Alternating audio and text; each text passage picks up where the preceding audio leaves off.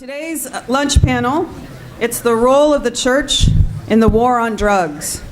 It's co-sponsored by the United Methodist Church General Board of Church and Society, the Drug Policy Alliance, and the Open Society Policy Center. And we're happy to have with us as a moderator, Doug Walker, and he's going to introduce the rest of the panelists. But I just want to start off with a brief introduction of Doug. He was born and raised in Philadelphia. He's now he's currently a PhD candidate in public policy and social change with Union Institute and University. And he is a man of hope because as a Philadelphia native, he follows the Phillies. So, you got a buddy. All right. His biography, as you might have noticed in the program, is sparse. He's a man of mystery, but he will introduce himself and help you get to know a little bit about him during this panel. So please, everyone, help me welcome Doug Walker.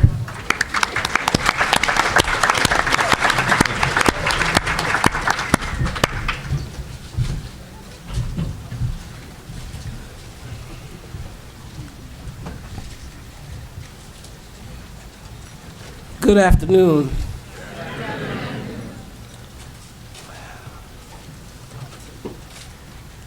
Let me introduce myself the way I have so often introduced myself.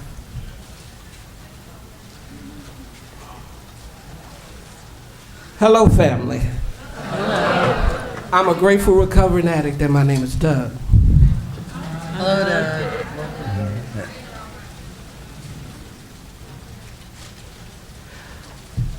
The theme of this year's Ecumenical Advocacy Days is mass incarceration and systems of oppression. Breaking the chains, mass incarceration and systems of oppression. Exploitation. Michelle Alexander defines mass incarceration loosely as a tightly networked collection of laws, policies, traditions, and institutions that work together to keep a group of people in a permanent undercast status defined largely by race. And I like that definition because it speaks not just to those who are actually inside the prison bars, but it speaks to all of the things that go on when a person has that felony attached to their name. So you don't even have to be in prison to suffer the effects of mass incarceration. In 1997, I was arrested in Florida on felony drug possession charges. I was given the option of 5 years in prison or to go through a program called drug court.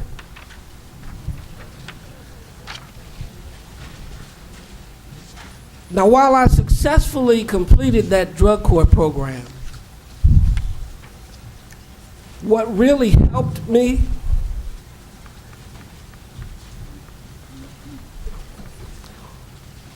was support and love, people that cared for me, people that supported me, even in difficult times, people that believed in me when I didn't even believe in myself.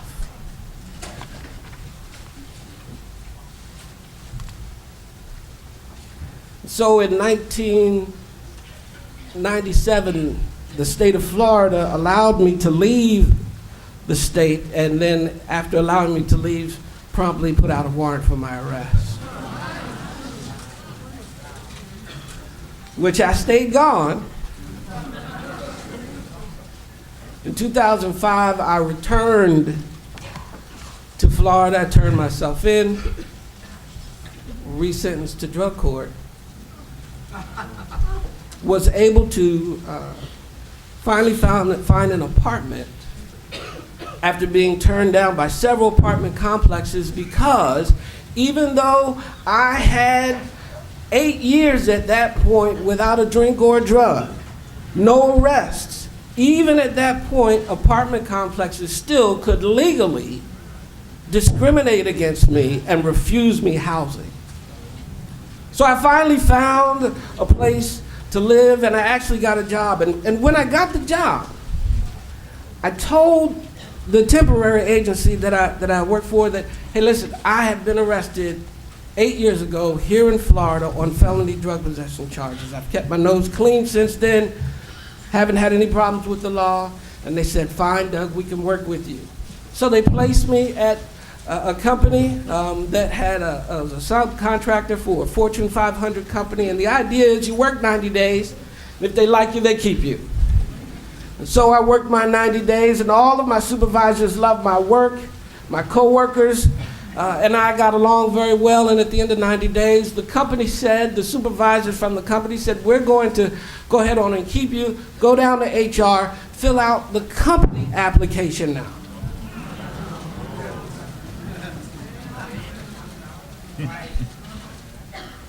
So I filled out the company application. Before I returned to work the next day, I got a phone call to say, don't come back. And it was only because of the relationships that I was able to build over the 90 days that I was there, that the supervisors who worked with me and supervised me, the co-workers and the folks at the temporary agency were able to lobby successfully on my behalf so that I was able to obtain or retain that job. After some years, I returned to school to finish my undergraduate degree. After finishing my undergraduate degree, I went on to get my master's degree at Wesley Seminary, graduating last year.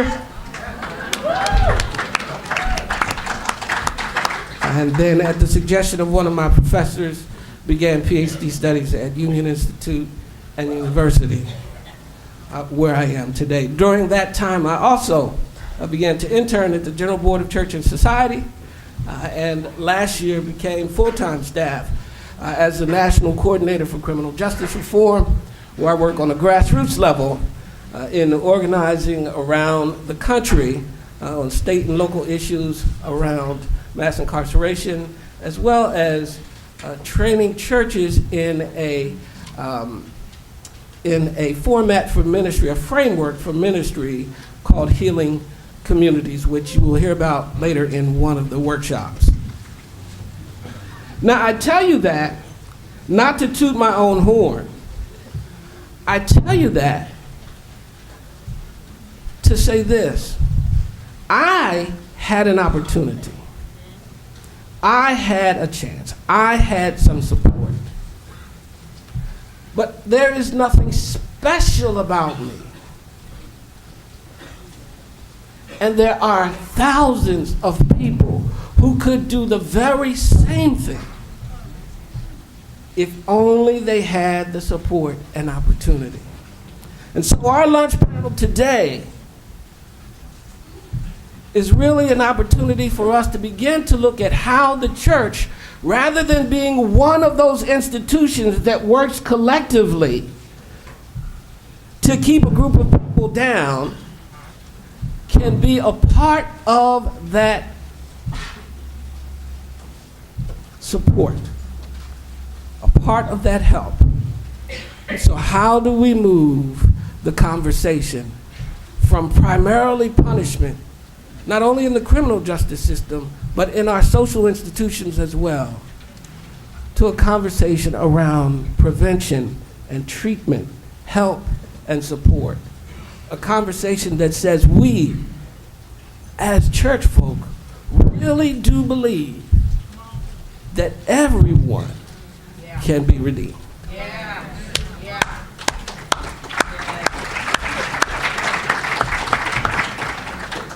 And so to help with this conversation, we have our distinguished panel here with us. And And I will briefly introduce each. We started a little bit later than planned, so we're going to move kind of expeditiously and quickly. And so, first of all, we have Judge Arthur Burnett from the National African American Drug Policy Coalition. And then we have Ethan Nadelman from the Drug Policy Alliance. And then we will hear from Jasmine Tyler from the Open Society Foundation. And then we will hear from Reverend Edwin Sanders, the senior servant at the Metropolitan Interdenominational Church in Nashville, Tennessee.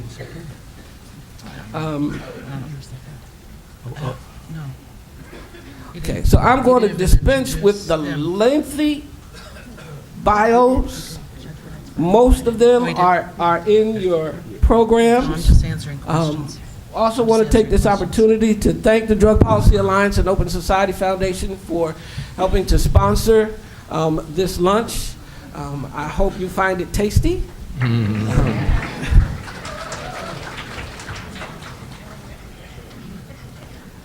And so the first thing that we're going to do is we're going to open with 3 to 5 minute opening statements from our panelists. First, we will hear from Judge Burnett. Good afternoon, everyone. It is a privilege to be here. I approached this subject with 31 years on the bench of sentencing defendants for marijuana offenses. And indeed, in many of those cases, my view was that our laws were too draconian. And indeed stigmatized people and created a new slavery in this country. So in 1998, I semi-retired and became judge in residence with the Children Defense Fund. 6 years later, I founded, along with Clyde Bailey and Gene Bailey, the National African American Drug Policy Coalition of America, of all the black professional organizations in this country, dealing with health care, dealing with the crack cocaine, powder cocaine disparity, but also dealing with marijuana and other drugs and the question of education of our youth as to the health consequences of drugs of all types, rather than stigmatizing them and relegating them to a caste society in this country. My organization, the National African American Drug Policy Coalition, is so divided that the organization has not taken a position by any resolution. But a substantial number of those members definitely think that marijuana possession should be decriminalized. And decriminalized means that it is no longer criminal, but we don't send a message that it's all right to use like you use grocery products. So there's a difference between decriminalization and legalization.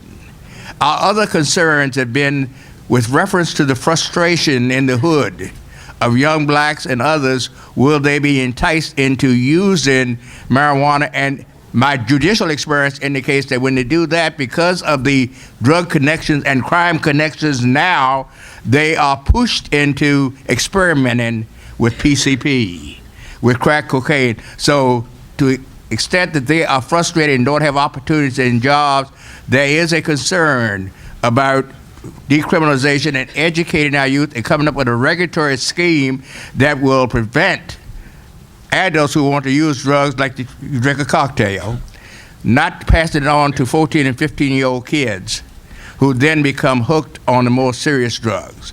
So that's one of our principal concerns, is how do we control a process of decriminalization or legalization even. But legalization sends a message that it's like buying a 5-pound bag of sugar.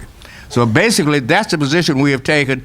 And with reference to Proposition 71 here in D.C., I took the position that we should delay for 2 years the initiative, and let's see what the consequences are in Colorado and Washington before we come up with a scheme of how do we prevent getting more of our youngsters in a position where it gets out of control. Thank you.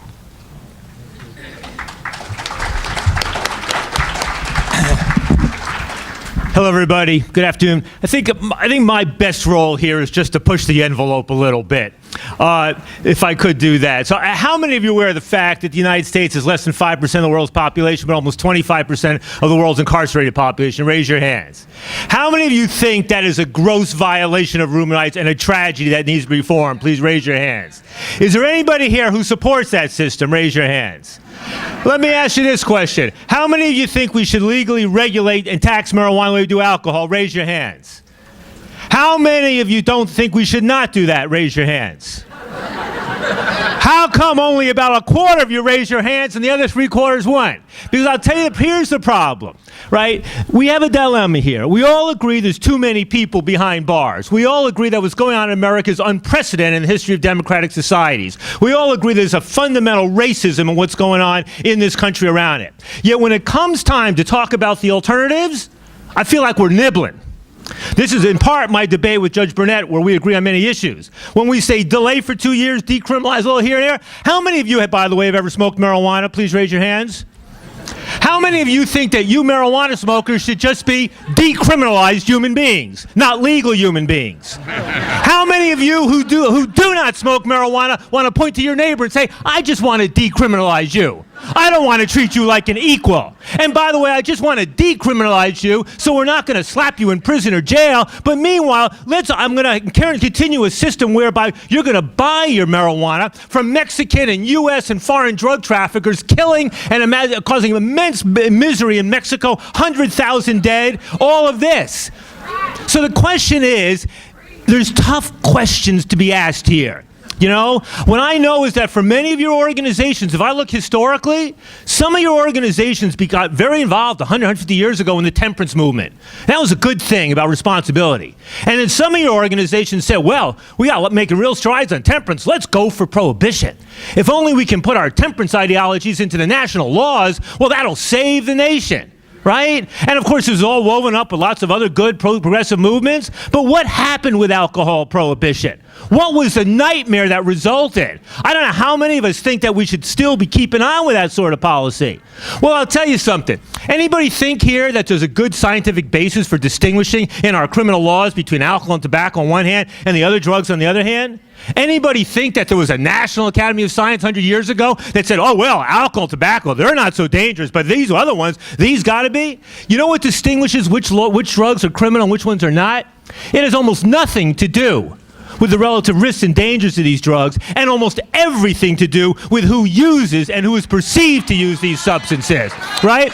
You know, so long as most of the opiate consumers in America back in the 19th century had middle-aged white women using aches and pains, nobody thought about making illegals. Nobody wanted to put Graham or Annie behind bars. But when the Chinese came to the country, that's when we got prohibition.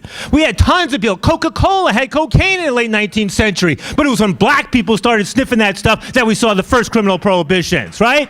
Marijuana was around, part of the pharmacopoeia, but it was when Mexican-Americans, right, began using that stuff or being perceived to be using that stuff that we got the first criminal laws. So the question is here, we got 2.3 million people behind bars tonight, in cages, fundamentally enslaved in this country. We have a rate of incarceration 3, 4, 5, 7 times the rate of other civilized countries. We got to stop scratching at the sides. We got to stop just talking about incremental. There's lots of things we can do to reduce incarceration, but this goes beyond redemption. This goes beyond re-entry. This goes about a fundamental reformation in when we think about what belongs in our criminal laws. It means that, yes, drugs can be dangerous. Yes, drugs can be addictive. But it means we have to think about the extent to which we can reduce the role of criminalization and the criminal justice system in drug control to the maximum extent possible while still protecting safety and health. That should be the objective. That means marijuana out of the system. That means nobody goes to jail for simple drug possession. That means we learn from the best processes around the world to create a more just system. Thank you very much. All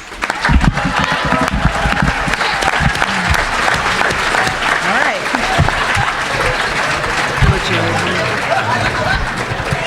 Well, all right.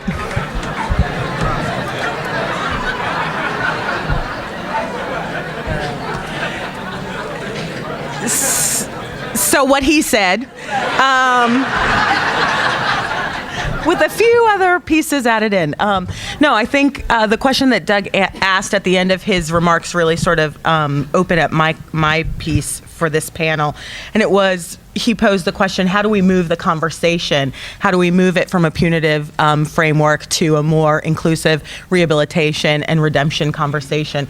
And I think really part of the answer is that we've moved the conversation, and as Ethan said, it's time to get serious about actually operationalizing what it means to change these policies so that people at the local level and are really relieved of the terror and oppression and subjugation that they have experienced over the last 40 plus years that the drug war has been waged.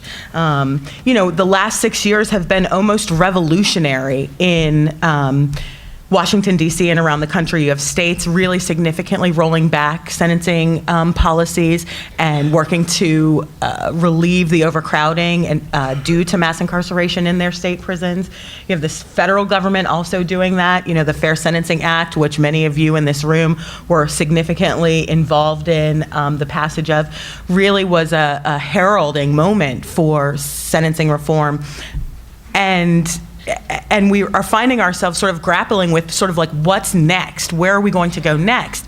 And we can look at the president and Attorney General Holder and the new drug czar, Michael Botticelli, and see that there is significant change in the way in which drug policy and issues of addiction are really being framed. And it's really focused on the reduction of stigma. Doug talked about his own experience sort of with the Scarlet Letter following him through all phases of his life, regardless of the length of time that had passed since whatever minor transgression or major transgression had happened originally. And so the ways in which Attorney General Holder is dealing with, changing charging practices so that people who are at the lowest levels of the drug trade or involved as end users are no longer being treated like they're major traffickers, like they are, kingpins, making sure that the use of clemency, that the power that the president holds and has really been reluctant to use is applied in a much more fair and just manner, making sure that people who did not receive the benefit of this Fair Sentencing Act, right, people who are already suffering from these sentences, get that benefit, because that part was not written into the law. It was only a change in law for people who would be sentenced after that law was passed. So the people who are suffering would have continued to suffer. And so seeing these real changes about not really nibbling at the edges, but really laser-like focus targeting at the real pieces and ways to alleviate mass incarceration and human suffering, not just for the individuals, but for their families and their communities. Because we know these penalties don't just affect the individual, right? They affect the systems, our systems of survival, that really come from our community. But I'll say that there's so much more to do. I find myself in a real curious position now that I give these speeches around the country and here in Washington, because I usually rail against the administration and Congress. And we've had a real foil in all of this. There's a stark opposition and a stark, supporting group.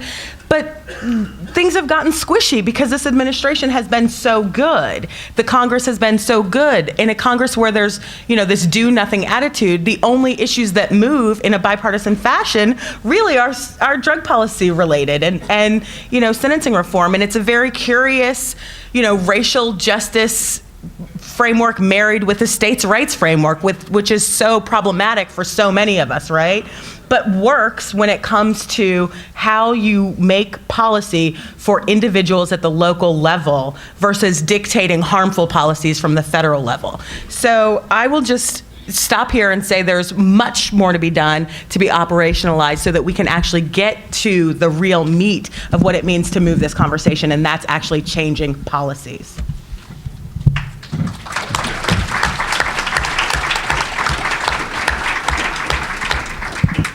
So Ethan and I run around the country all the time doing these talks, and the big conversation is which one of us talks the fastest. I would tell you, it's interesting because I see the theme as being one as the role of the church in the drug, as relates to the drug war. So I want to say some things as relates to the church and the drug war.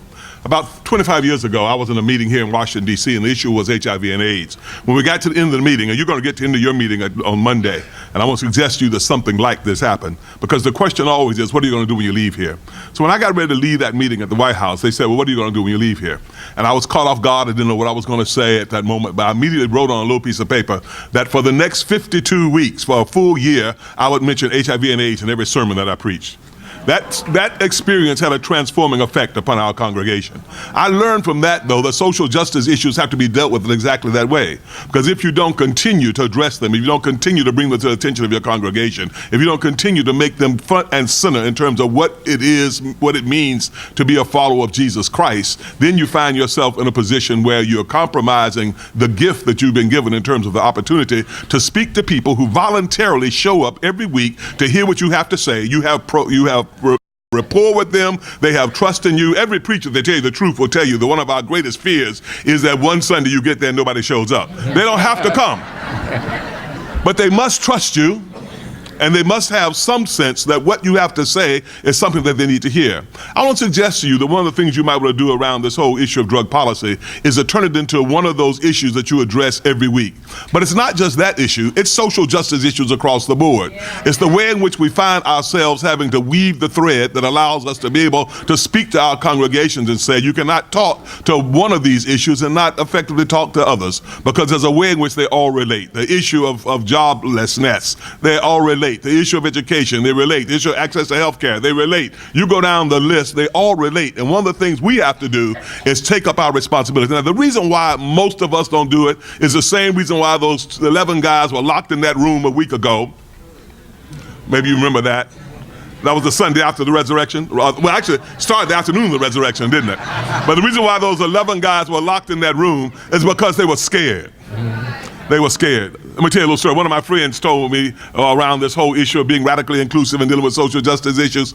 He was very effective in it. His bishop thought that he needed to have a larger audience, and he said to him, look, man, you're in a little congregation. You've only got less than 100 people. We need you to be in a congregation where more people can hear what you have to say. We need to move you to a church where you have at least 300 or 400 people to talk to. And his response was, well, just send me to a church that has 1,200, and in 6 weeks, it will be 300. You see,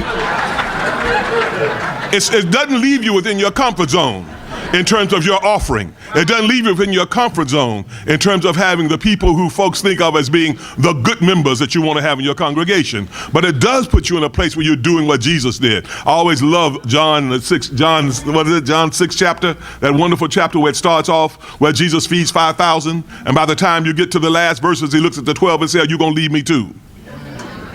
Because as long as it's a fish sandwich, everybody will show up. But when you're talking about what it means to do the work that we really have to do, then there's a way in which you have to open your mouths. And it's not within the comfort zone that you are at a place like this. Because there are a lot of people here, they'll give you the amens, they'll nod and say, all right. But yet there are people who need to hear from all of us. And like it or not, you all, it is about Sunday morning in terms of information dissemination. Social media works. There are ways in which your other activities are important. But if you're not saying it as leaders on those moments of gathering and congregational situations on Sunday, it's not real. So I want to suggest to you how important it is if we're going to deal with the business of the drug war. This is a great opportunity to be equipped. You've heard Iva. You've heard Ethan. You've heard each one of us in the ways in which we're going to talk to this issue. But the fact is, you get the information. What are you going to do with it? And will you translate into that what you say next week? Your next great opportunity is going to be Mother's Day in 3 weeks. Next month is going to be Father's Day right after that. Tomorrow at our congregation, we're going to do Friends and Family Day.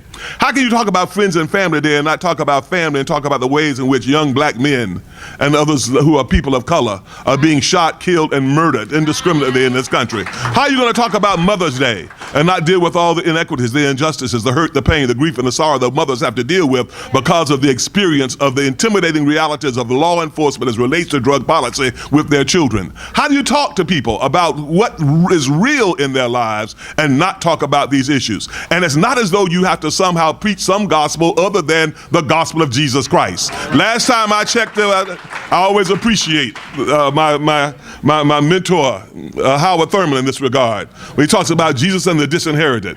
If you don't speak the words of Jesus to the disinherited in a way that speaks to the issues of the disinherited, you really are not talking Jesus. Because Jesus was constantly dealing with those who were the disinherited, the discounted, the dismissed, the forgotten, those who've been kicked to the curb, treated like nobody and nothing. Those are the ones who have been stigmatized because of these drug laws. They're the ones whose lives have been undermined because of these drug laws, and you have to learn to deal with it. And one last thing I want to say to you is that these people are in your congregations. I'm not a cross-wearing person a lot. I always tell people, I always question wearing crosses because I always say somebody else can see it, but you need to probably see it more than anybody else. But I wear this little cross sometimes, and one reason why I wear this cross is that it was made for me, I guess, as a crafts project from one of the members of our congregation who ended up incarcerated because of these outrageous drug laws. I always remember it, though, and I'm going to show you how it relates to you. I always remember, we have an extremely diverse congregation. The socioeconomic breadth is wide. But the day that I went to court to be a character witness for the young man who made this cross, I'll always remember that day. The magistrate who was hearing the case was a person I've known since childhood. We went to high school in Memphis, Tennessee together. We knew the streets of Memphis together. He was the magistrate that day. The defense attorney, who was a public defender, was a member of our congregation. The prosecuting attorney was a member of our congregation. The defendant was a member of our congregation, and the snitch was a member of our congregation. Yeah. Now, the one who ended up going to jail who made this cross obviously came in on the short end of the stick. The rest of them got paid. The people who had you understand what I'm saying? What I'm telling you is that this is a sinister reality. And it's not just those people, it's people in your congregation. Because if you don't have the defendant, I guarantee you've got the judge. I guess I left one out too. The detective who worked for the DEA was also a member of the congregation. And I should tell you this, the week afterwards, they were all in church together. I was overwhelmed by it, I was blown away by it, but let me tell you, I didn't say anything about it that day. I'll never let a moment like that go by again. Because you see, those moments are around you every day. And if you speak truth to the real power, in many instances, speaking truth to power means speaking to people who are in your congregation, who hold your purse strings, and people who are in one way or another ended up benefiting from the insanity of this war on drugs. I know all of you have done this by now, but I hope you go home and look at your is everybody's, was it 401k performing well? Everybody's retirement packages doing all right? I'd encourage you to do one thing. You need to learn how to stand in your pulpit and get people to examine their 401ks, examine their mutual funds, examine and see how many of them that are performing well because they've got CCA as one of the companies that they're investing in and that kind of thing. None of us get off the hook, y'all. You have to learn how to speak the truth in a way that will sometimes cut deep and hard into the people who like to come and hear happy talk and like to come and hear, I'm okay, you okay, everything's gonna be okay someday. If you just do it, it doesn't work that way. And we're the ones who have to deliver the truth without compromise, without fear, and without being bogged down in what represents being scared. It's time for the church to stop being scared. It's time to break through. It's time to open our minds, open our hearts, and hear and see and do what needs to be done to make the difference. I would say the ball's in our court. We've got the audience, we've got the opportunity, and coming to conferences like this, you leave with greater knowledge than you ever had before. The issue is, what are you going to do with it?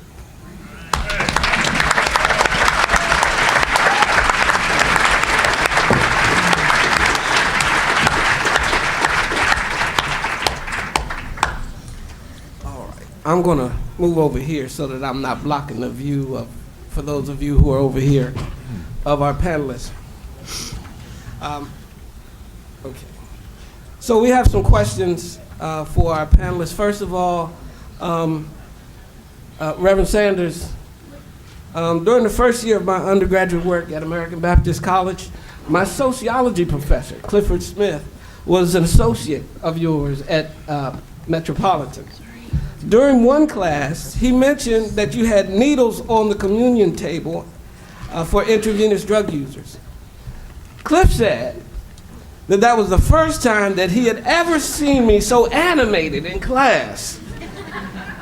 because of my opposition to that practice. Being a recovering addict myself, I argued that it was the drug use and not the needles that was the problem. My argument was that we were killing ourselves. Cliff argued in favor of the practice in the context of harm reduction. Can you talk a little bit about why, as a church, you give out clean needles and how it is connected to the war on drugs? Well, we also do condoms. But, okay.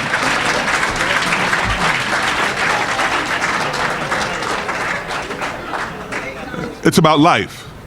It's about doing everything that we can do to create the opportunity for everyone who we have the moment and opportunity to serve to be sure to not end up being in a situation where their lives are unnecessarily compromised, when there are ways in which you can do something about it. I believe that one of the things that happened to us in terms of doing syringe exchange, as a matter of fact, that's how Ethan and I first came together. We were both involved in this whole issue of drug policy and the whole question of syringe exchange nationally. And it was in one of the national meetings I decided this is something we had to do. We were doing syringe exchange when, and you know, I'm gonna tell you, I wish you could just understand how we came to that. And Doug, I won't go in to tell you the whole story, but this is the thing that you should know. One thing that became clear to me very quickly about syringe exchange was it was the right thing to do. There's good science that shows it's the right thing to do. And we know that there are too many people who are dying every day because of the ways in which they've been infected by the use of dirty syringes. And we just said it was the right thing to do. Sometimes, y'all, it's not a matter of going through a whole lot of philosophical, theological stuff. It's a matter of just figuring out it's the right thing to do. It's the way to save folks' lives. The other thing is that I think it's very clear biblically that Jesus was in the business of trying to do whatever in order to make sure that people's lives were not compromised. He spoke up, he spoke out, and when necessary, he acted out. And there's a way in which, for us, acting out included putting the syringes on the altar, putting the condoms in the tray, and saying to the people, these are things we have to talk about. This is what's killing our kids, it's what's killing our friends, it's what's undermining our families. They're the things that are part of what I call the sickness that has come to be so totally pervasive within our congregation, within our society, that we have to address as the church. You need to understand, y'all, I don't mind. By the way, last thing on this point, I learned a long time ago that I spent a lot of time working on sermons, and I'd spend a little bit of time working on children's sermons. And then I would get to the end of church and realize that I could ask people what they remembered about my sermon, and they remember little or nothing. They might remember the text, but that's it, But you ask them about the children's sermon, they always remember exactly what it was. Because anybody that's ever delivered an effective children's sermon knows you always have an object. It's amazing what happens when you take a syringe and just simply hold it up. When you take a condom, and maybe even don't just hold it up, open it up. And just understand what it means. Whatever it takes to deliver the word, as Francis of Assisi said, use as few words as possible. I think one of the things that happens is sometimes you just simply let it be demonstrated what you're trying to do. I do it around issues of sex. I do it around issues of addiction. Whenever I get ready to preach about sex, I always start off by telling people, look to your neighbor and say, turn to right and just say sex. Wait, no. I'm not trying to get a laugh. I want you to do it. Turn to your neighbor and say sex. You see how easily you say you laugh, though? Because you really don't want to say it and talk about it. Okay, let me just go one step further. Turn to your neighbor and say good sex. Good sex.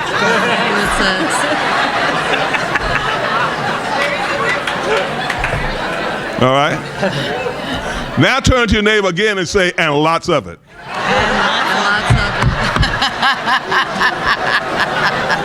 Now, the next time you get ready to preach the story and tell the story of the old covenant and Abraham, and realize that everything about that story is built around procreation. As many ancestors as there are descendants, as there will be stars in the sky and sand by the sea, you got to be doing a lot of sex. And if God told you to do it, you got to believe it's good sex.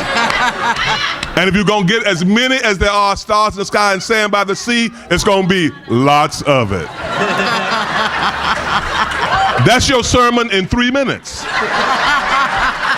And I guarantee you, they will remember it. All right. Now, that's what you're looking for in terms of these messages around drug policy, in terms of what leaves folk in a place where they'll say in no uncertain terms, this is something we have to talk about in the church, and it's something we have to deal with in the community. That's what it's about, y'all. Otherwise, we're wasting our time, and we become a part of the problem instead of being a part of the solution.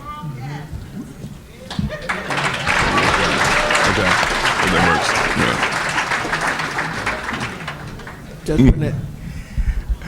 Judge Burnett, I want to comment on that as well, because the National African American Drug Policy Coalition functions like the Martin Luther King movement, and we are bringing in all of the churches to live their religion in the marketplace and implement it with reference to reentry programs, with reference to recognizing the role that Jesus Christ played in working among youngsters and working among people here in this country and throughout the world.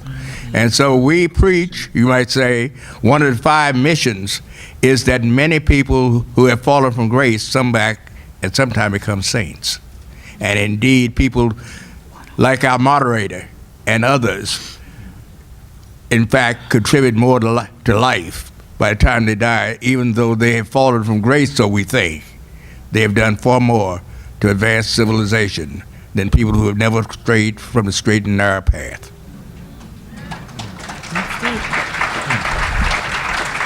Our next question is for Ethan Nadelman.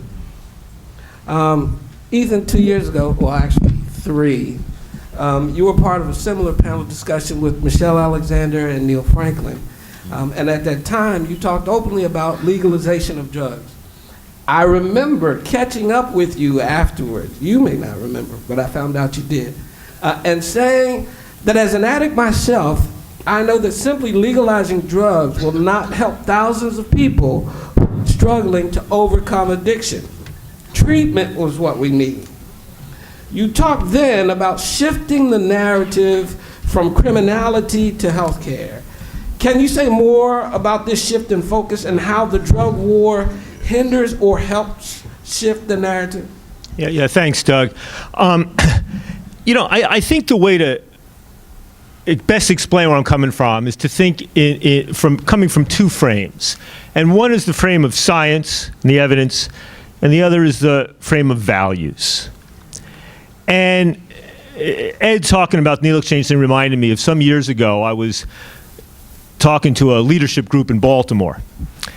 And at some point, I asked them, how many of you supported needle exchange programs back in the late 80s when AIDS was rampaging and the brave mayor of Baltimore, Kurt Schmoke, had proposed them in order to reduce the spread of HIV/AIDS? And maybe a third of the people raised their hands. And then I said, how many of you now would support needle exchange programs? And 80% or so raised their hands. And I then said to them, in the time it took you to get it, a few thousands of your fellow citizens, not just injecting drug users, but their lovers, their spouses, their children, were infected and may be dead now. There's a cost, I said, to a slow learning curve. A cost. I then say, today, how many of you would support a program that would allow people who've been addicted to street heroin for many years and tried everything and nothing's worked? How many of you would support a program that allows them to go to a clinic up to 3 times a day where they can obtain legal, pure heroin for free with other counseling services and what have you? Maybe a small number raised their hands. I said, let me tell you something. Half dozen European countries doing that right now. They've been doing it, some of them, for 10 or 20 years. The evidence is hands down in. that those programs for people who have tried everything and nothing worked, those programs reduce the spread of HIV and AIDS, those programs reduce illegal heroin use, those programs reduce other illicit drug use, those programs reduce arrests, those programs reduce crime, those programs help people get their lives together, that anybody who's been using heroin that long is not getting that high anymore, they're just using it to keep from getting sick, that those programs end up saving taxpayer dollars, and that many of the people who finally get into those programs and get what they think is going to be their life stream of pure heroin for them, the first time they ever get a chance to look in the mirror and ask, what am I doing with my life, and decide to make something else actually work for them, right? There is a cost to a slow learning curve, and it is a tragedy that sorts of things are not happening in the United States, and that our public and our politicians are not informed about that. So when I look at the evidence around needle exchange, or the evidence around methadone maintenance or buprenorphine, the evidence around safe injection sites, the evidence around heroin maintenance, and it is hands down there. When I look at the evidence around mandatory minimum drug laws, when I look at the evidence around alternatives to incarceration, when I look at all the evidence, and the evidence is hands down there, that these things save lives, reduce crime, help people get their lives together, and also save the taxpayers money, by the way, that can be used for more beneficial purposes, I do not understand the resistance. That's the science. Then there's the values piece. I believe that nobody deserves to be punished simply for what we put in our bodies, absent harm to others. I believe that nobody deserves to be punished simply for what we put in our bodies if we don't hurt another soul. That is a fundamental core human rights belief, and I believe that that's pivotal, that we popularize that belief as rapidly and as successfully as possible. I believe that there is no legitimate basis for distinguishing among or against people based solely upon the substance that they put into their body. I believe that there is no basis for distinguishing in our criminal laws between the person who struggles with an addiction to alcohol or cigarettes or pharmaceuticals and a person who struggles with an addiction to cocaine, marijuana, heroin, or whatever. I believe there is no legitimate basis for distinguishing between the responsible user of alcohol or whatever it might be and the responsible user of heroin, cocaine, or whatever who is doing no harm to others. I believe in those fundamental human rights principles, and I believe that public policy must seek to accommodate those principles to the maximum extent possible. That does not, in the final analysis, say that I believe that all drugs should be legal the way alcohol is. It does not say that I believe that we should be selling heroin and cocaine and methamphetamine over the counter like booze or cigarettes. But it is to say that from both a policy perspective and a moral perspective, that we have a moral imperative to reduce the role of the criminal justice system and the criminal law in our drug control policy to the maximum extent possible while still protecting safety and health. That's what I believe.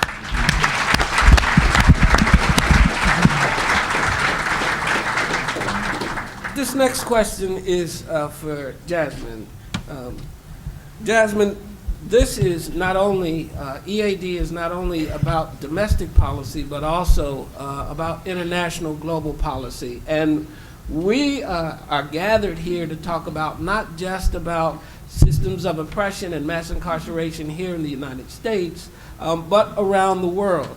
Can you talk a little bit about how the domestic war on drugs has global impact and how it supports these systems of oppression beyond the borders of the United States? Sure. Well, you can imagine that, countries around the world do drug policy in very different ways. Ethan talked about some of the European countries where they are very forward-thinking on applying scientific evidence to their health policies around drug use. And so you see safe injection facilities, you see, heroin-assisted therapies on one spectrum.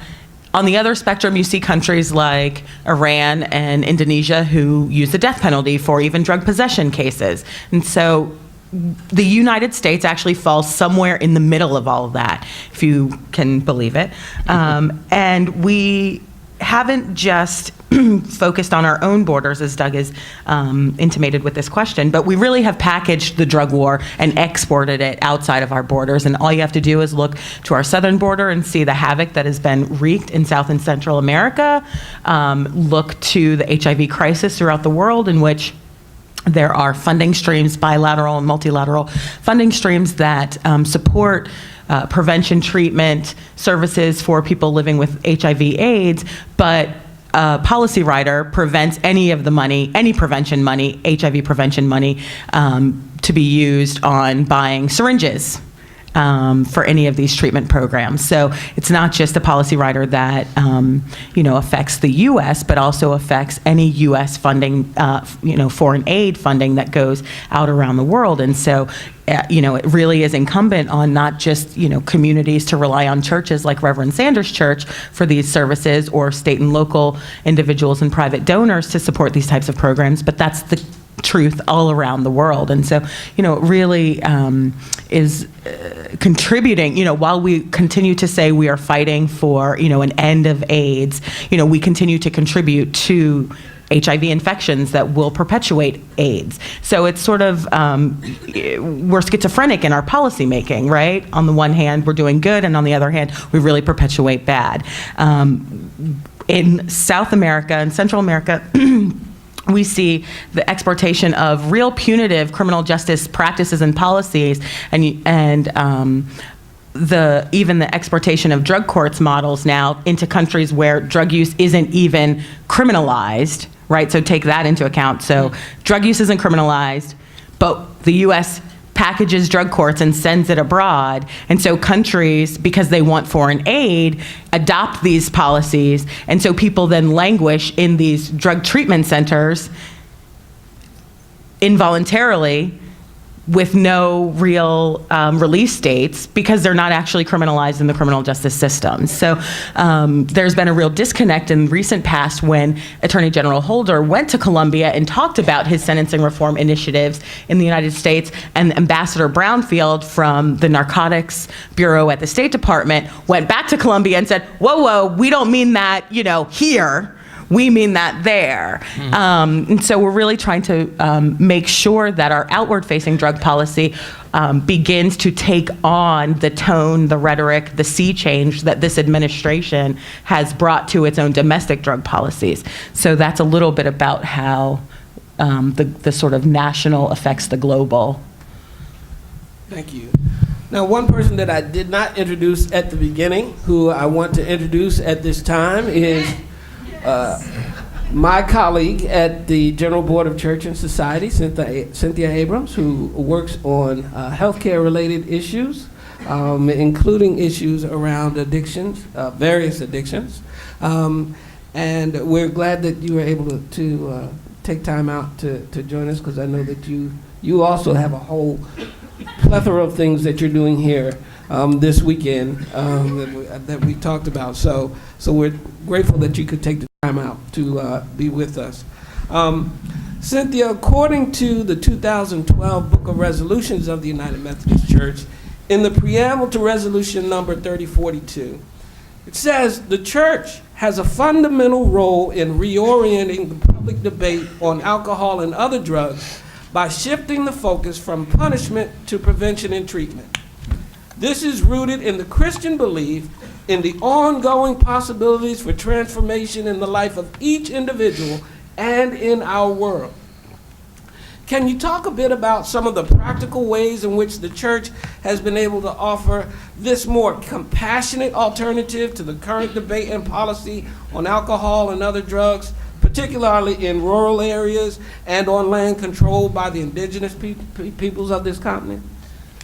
Yes, thank you, Doug. I want to start out by setting a context quickly to answer this question. One, I'm American Indian, and I come from the Cattaraugus Indian Reservation in Western New York. That's where I was born and raised. My father was the pastor there when I was a child. And on our reservation, no person is untouched by addiction. It's a normalized atmosphere on our reservation. And then later on, after as I was going into seminary and moved to California, I served in a church, a native church in the city of Los Angeles. And in both places, I think the challenge for me, in working on these issues is in framing the debate in framing the conversation and in educating in places where there isn't a willing congregation, if you will. I want you to think about the most conservative congregations in your own faith groups right now. I want you to think about that. And I want you then to think about what the conversation would look like if you were talking with them today. I had a phone call from a family member last week, and the family member said to me, and she's from the reservation and goes to the church on our reservation, you know, my son, I made him leave. He was addicted to drugs, and he's hanging out with a bunch of people that I really don't trust. And but I felt bad. I brought him back home. And I brought him back home, and then while we were away, he brought his friends into the house, and they stole all the money my other son had saved to pay for his car insurance. You know, really, that's where the conversation starts. I mean, it doesn't start at the top line in our churches.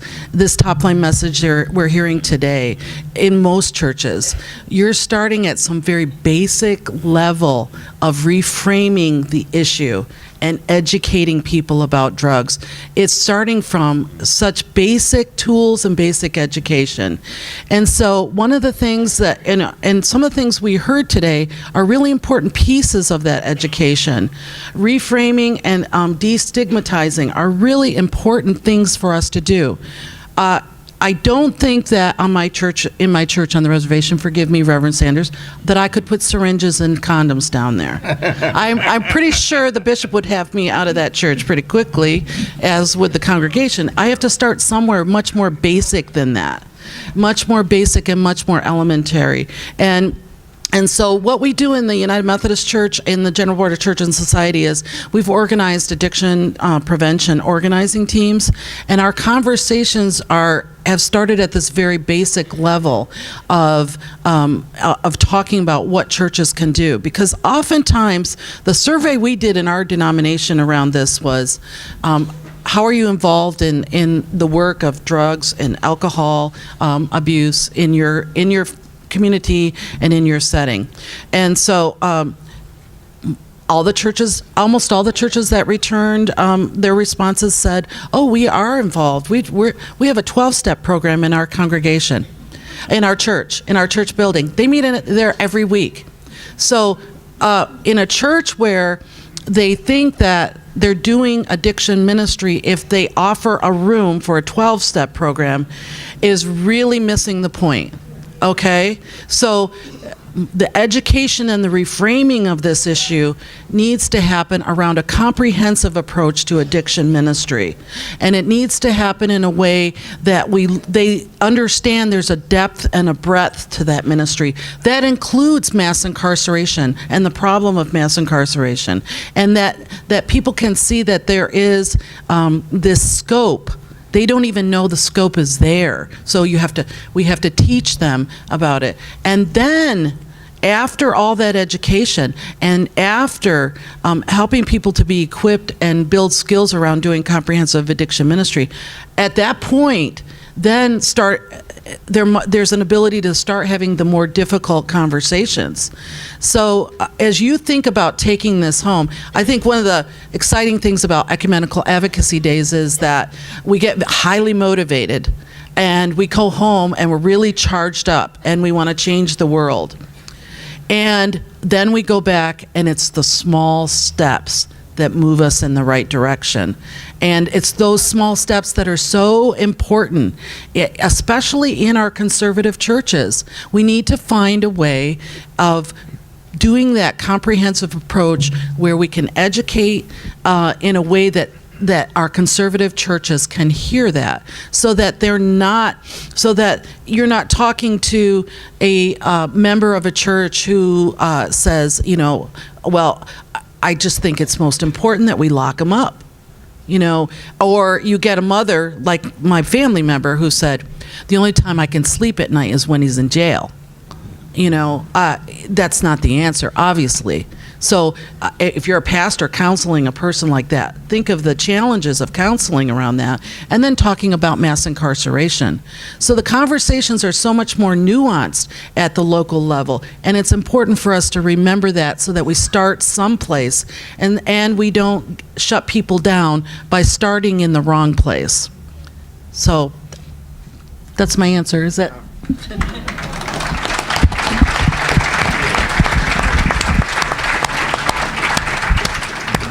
So as an organizer, one of the things that we like to practice, one of the things that we like to keep in mind is that we want to be on time, right? So we always know that when you try to get people together, one of the things that you always want to do is end, especially when you say you're going to end. And so since we had set a 1:30 time frame for ending up, as an organizer, I'm going to make sure that we end up at 1:30.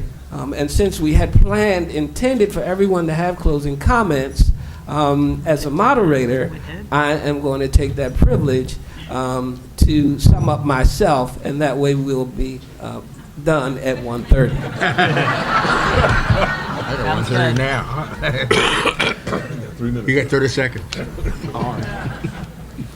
So first of all, I want to thank all of our panelists for being a part, and could you all please thank our panelists for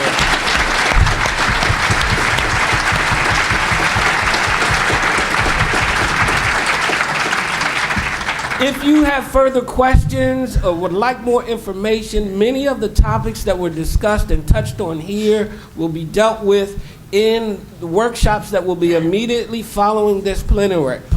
So there will be an excellent opportunity to follow up with some of the stuff that was talked about here.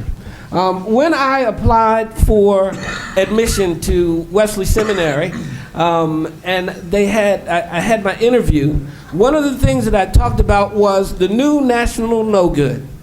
And the professors who were interviewing me wanted to know, what are you talking about? Who's the new national no good? Well, being a crack addict myself, I understood that the new national no good was a drug addict.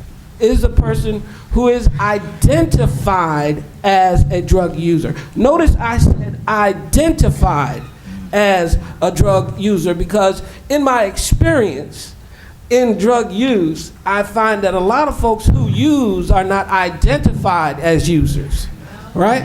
But for folks who are identified as users, we become the national no good. It's all right to not only make jokes at our expense, but to lock us away in jails and prisons, limit our opportunities for education, for housing, for employment. All of that is just fine and legal. It's a part of how we live in our society, the national no good. But I want to close with these words by Michelle Alexander in that same panel discussion that she had with Ethan and Neil Franklin. She opened with these words, and I'm going to close with them. The core challenge to ending mass incarceration is dispelling the myth that some of us are not worthy of genuine care, concern, and compassion. Amen.